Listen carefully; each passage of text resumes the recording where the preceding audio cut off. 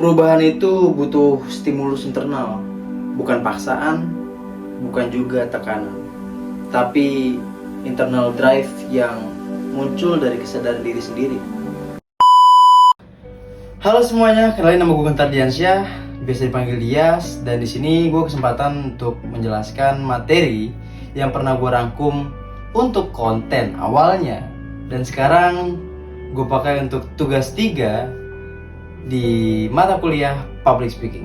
Jadi gini teman-teman, gue mau ngebahas tentang fenomena menunda hal baik. Itu bukan hal yang asing kan buat kita. Bahkan gue pernah ngerasain, gue pernah ngalamin. Dan ini sama persis dengan yang kita akan bahas jurnalnya. Dulu gue tukang nunda-nunda, terutama buat kesehatan, buat olahraga gue nunda-nunda, buat berhenti ngerokok pun nunda-nunda. Gue pernah berhenti ngerokok dari hampir 7-10 tahun yang lalu. Gue berhenti ngerokok sebulan, rokok lagi, 2 bulan rokok lagi. Envio kretek 2 bungkus sehari, siapa coba? Yang pada akhirnya sekarang gue kena akibatnya. Gue kena bronkitis kronis. Dan ternyata apa yang gue alamin itu nyambung sama teori yang lagi kita bahas nanti. Menurut penelitian EPA tahun 2020, mereka mengatakan bahwa seseorang yang langsung action ketika memiliki niat, mereka memiliki 80% peningkatan akan berhasil, sukses dibanding orang yang memiliki niat tapi tidak pernah mengerjakannya. Artinya apa? Motivasi itu overrated, tapi yang real itu aksi. Mahasiswa game pernah bilang kalau kebiasaan nunda itu banyak muncul karena emotional coping, alias mencari kenyamanan instan buat nutupin stres. Kalau istilah TikTok itu PWO terlarang. Gue tahu PWO-nya doang, pre-workout.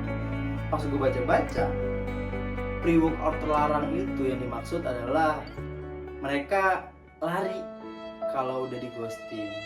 Mereka bakal diet kalau habis diputusin. Mereka bakal berhenti ngerokok kalau... Padahal kenapa harus nunggu sakit dulu baru mau berubah?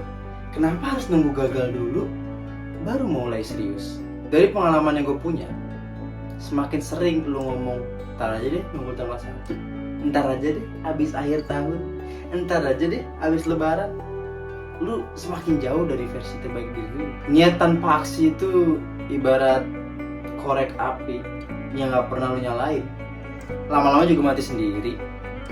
Kalau kata nyokap gue, perubahan itu diciptain, bukan ditungguin.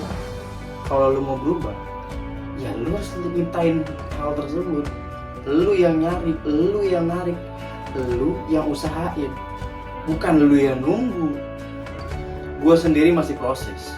Udah 4 bulan gue berhenti ngerokok, gue mulai hidup sehat, olahraga teratur, gue mulai lari.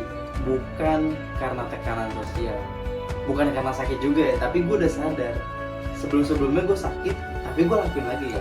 Dan sekarang gue udah sadar, gue nemuin stimulus internal dari diri gue sendiri yang bikin gue sadar kalau kenapa harus nunggu sesuatu hal yang pasti ya. Kenapa harus nunggu gagal dulu?